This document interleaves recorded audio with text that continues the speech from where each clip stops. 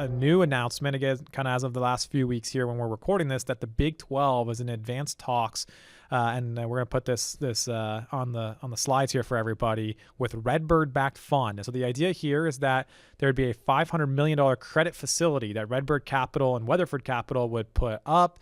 This would not be an equity deal, but really a revolver line that the Big 12 could tap into. And the whole idea here is that schools and the athletic departments can tap into some of the equity, their brand, and really some of the media deals that they've pieced together to really increase the amount of investments they're making in their college athletics program. Predominantly football, that's the main money driver. Sometimes basketball can make money on some schools. Most other sports lose money, but there's been a lot of moving pieces here, Jim. I know you track sports, you track an NIL a little bit. What are your thoughts on this? I guess it's the normal progression to have private equity want to get involved. It's very fascinating, though, from when I was young to think that college players would get paid at all. Seemed like that would never happen, to now it's moving into a legitimate business. In the past, the universities just kept all the money and, of course, still found a way not to manage their finances with all the money coming in for especially football, but sports like football and basketball primarily. And now seeing private equity, why not? Makes sense. And I can see where something that we thought was just entertainment is actually a thing that generates revenue, and actually you can make money over it, working with that. Yeah, and as we got some other examples, we're going to put on the screen here, the imperative to lead, the future of athletics at the U. This is the University of Utah. They actually did an equity deal with Otro Capital. I believe I'm saying that correctly. Up to $500 million in capital generation. And interesting in how they structured this is that the University of Utah is going to have a for-profit arm. And then that for-profit arm, some of the revenue and profits is from the nonprofit university, from the athletic program, is going to feed into this for-profit arm.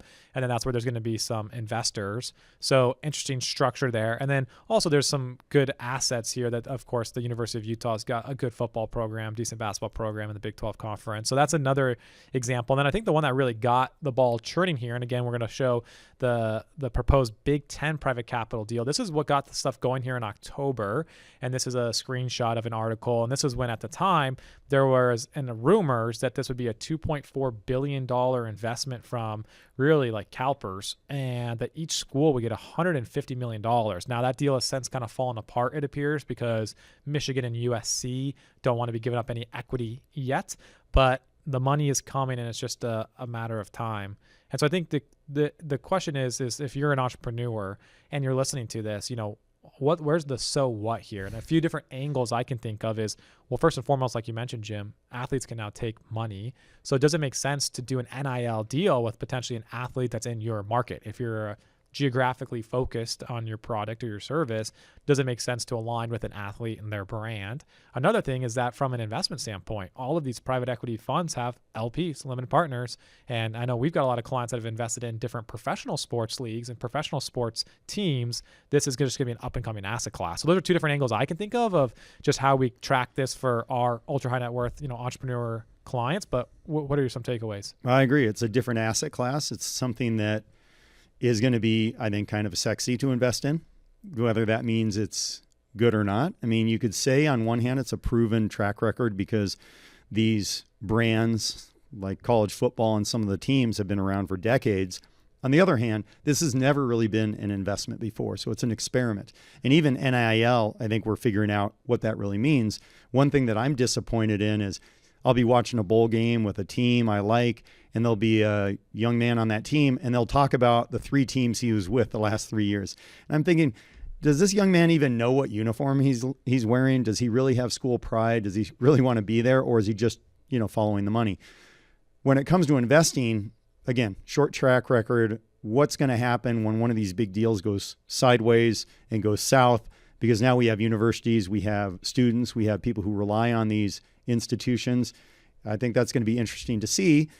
On the other hand, I think it's an alternative asset class you have to pay attention to, and I could see putting money into a deal if it made sense for me. Yeah, and I think I love the idea of players getting compensated. I mean, it would just make no sense that these universities were just making all this money off of their name, image, and likeness. But I agree, the transfer portal, like they got to get something figured out there. And it's like a free agency every single year, and it kind of just ruins a little bit of like the college athletics feel. I would like an idea, maybe it's some sort of like middle ground where maybe you get like kind of the old days. You can play right away if you transfer, but maybe you only get one transfer or two max. Because otherwise, it's like every year it's just like free agency. It's just like, all right, where am I going next? Who's going to pay? And to me, it's like, again, maybe this is a little bit of a sour grapes take, but it's kind of like now it's like, well, it's just like a worse version of the NFL, because what made college so great was the tradition, the rivalries. But the more that like the players just are flipping and flopping, it's like, well, they're just like an inferior product to the NFL, who are the best, and they are in that free agent model. So that's my thought. Is I think like if this goes too far, you're competing more directly against the NFL and you lose all the pomp and circumstance. And then it's just like, well, I don't know, it just loses some juice to me. I agree. It's interesting. I heard an interview with one of the famous Duke players from back in the day, and they asked him, who would win between your team and the top teams today? And without blinking, he said, we'd beat the top teams today easily. And the interviewer said, that's an interesting, you're very confident about that. And what he said, which was a valid point, he said, remember, we played together for 4 years. And no one's playing together for 4 years now in college basketball. So to think you could have a team that plays well as a team being together for a few months versus a team that's been together for 3 or 4 years, you can't get there. And I don't know if that's true or not, but it is true. I think that guys that play together for 4 years, it's more interesting. You get this loyalty, you get this team spirit. And he even said, when you think about when they would play North Carolina, he said, we hated them and they hated us. And we knew each other. We knew each other. Every year we would go in there and they'd come into our place. Today, so these kids, like 6 months ago, they had a different jersey on. They don't really care. They don't know each other. And you lose some of that rivalry that makes college sports so great. Yep, I totally agree. All right, so why is this happening now? Just to kind of put some whys behind this. So schools now in 2025, 2026, because of the House versus NCAA settlement, they can do revenue sharing, and it's $20.5 million. So think of it like running your own business.